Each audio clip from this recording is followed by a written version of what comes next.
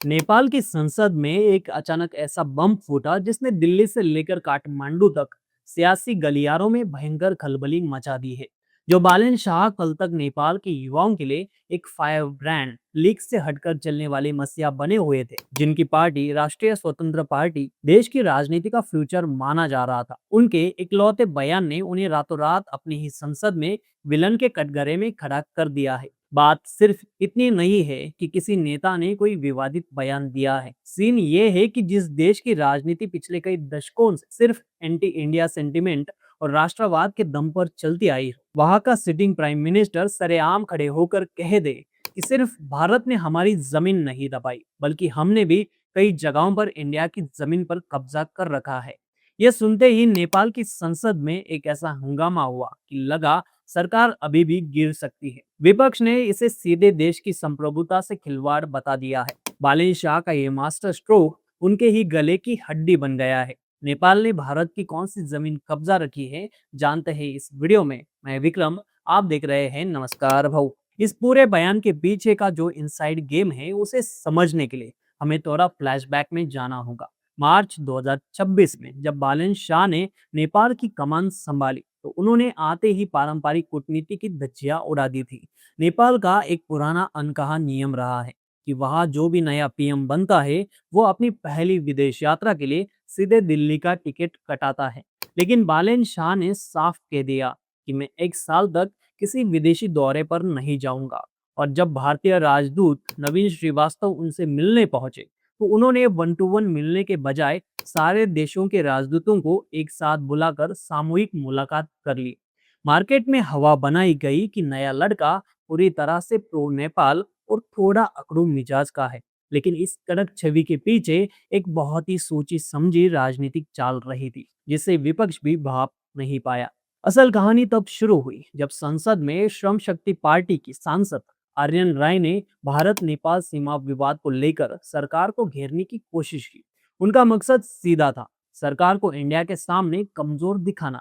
लेकिन बालन शाह ने जो जवाब दिया उसने पूरे देश को शॉक में डाल दिया। उन्होंने कहा कि जमीनी हकीकत ये है कि दोनों तरफ से क्रॉस बॉर्डर ऑक्यूपेशन हुआ है। इसे आसान भाषा में समझे तो भारत और नेपाल की जो सीमाएं हैं वो ज्यादातर नदियों के सहारे तय होती है।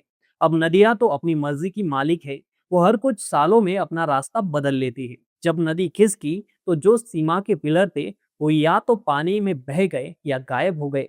नतीजा ये हुआ कि कुछ जगहों पर नेपाली किसान भारतीय जमीन पर खेती करने लगे, कुछ जगहों पर भारतीय नागरिक नेपाल बॉर्डर के अंदर आ गए।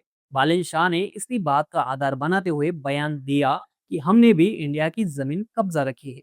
लेकिन राजनीति में सच बोलना सबसे खतरनाक खेल होता है।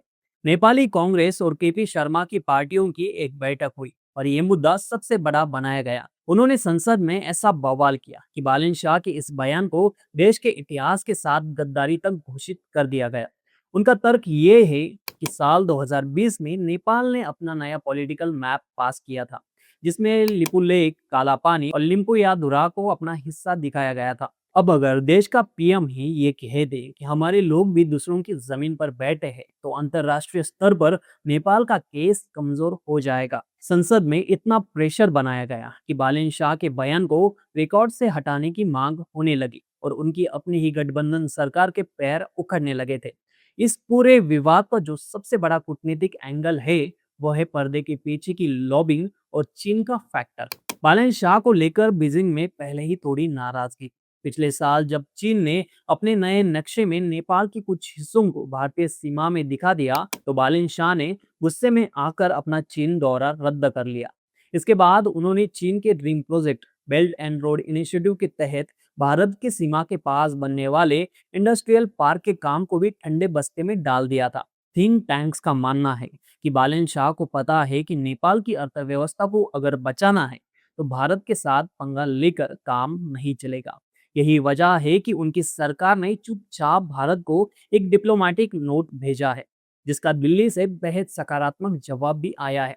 दोनों देश इस बात पर राजी हो गए हैं कि राजनेताओं की बयानबाजी को साइड में रखकर इतिहासकारों और जमीनी जानकारों की एक ज्वाइंट टेक्निकल टीम बनाई जाए, जो पिलर टू पिलर जाकर इस मसले को हल कर सके। लेकिन कहानी में ट्विस्ट यहाँ खत्म नहीं होता। बालेन शाह ने इसी बहस के दौरान एक अजीबोगरीब पासा फेंक दिया था। उन्होंने कहा कि भारत और नेपाल के बीच ये जो सीमा विवाद है, इसकी असली जड़ तो यूनाइटेड किंगडम है। उनका तर्क है कि जब पूरा भारत उपमहाद्वीप ब्रिटिश राज के अधीन था, तब के नक्शे और सर्वे कुछ और कहानी बयां करते हैं।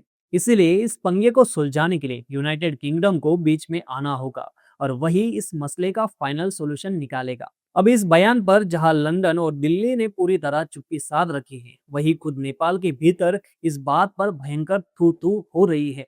एक्सपर्ट्स का कहना है कि एक तरफ तो बालन शाह कूटनीति नोट भेजकर भारत के साथ बायलैटरल टॉक का रास्ता तैयार कर रहे हैं, और दूसरी तरफ यूके जैसे तीसरे देश को बीच में घसीटकर इंटरनेशनल लेवल पर अपनी ही पोजीशन को कमजोर और कंफ्यूज दिखा रहे हैं। भारतीय नजरिए से देखें तो दिल्ली का स्टैंड इस मामले में डे वन से एकदम क्रिस्टल क्लियर रहा है। भारत इस सीमा को एक पूरी तरह से तय और अंतरराष्ट्रीय बॉर्डर मानता है, जिसे पूरी दुनिया स्वीकार करती है। साल 2020 में नेपाल ने जो नया नक्शा जारी किया, लिपु लेक, काला पानी और लिम्पुयाधारा को अपनी बताने की कोशिश की, भारत उसे पूरी तरह से खारिज कर चुका है। भारत के लिए उत्तराखंड का ये लिपु लेक सिर्फ जमीन का टुकड़ा नहीं है, बल्कि ये चीन सीमा से सटा एक बेहद संवेदनशील और स्ट्रैटेजिक इलाका है, जहां सालों से भारतीय सेना तैनात है। सबसे बड़ी बात, कैलाश मानसरोवर की पवित्र यात्रा पर जाने वाले भारतीय तीर्थ यात्री इसी रास्ते का इस्तेमाल करते हैं। ऐसे में भारत अपनी सुरक्षा के साथ रत्ती भर भी समझौता नहीं करने वाला। नेपाल के विदेश मंत्रालय को भी इस बात का अंदाजा है, इसलिए अब वे डैमेज कंट्रोल में जुट गए हैं। इस पर आपके क्या विचार है, कमेंट में जरूर बताना। मिलते हैं अगले वीडियो में। नमस्कार।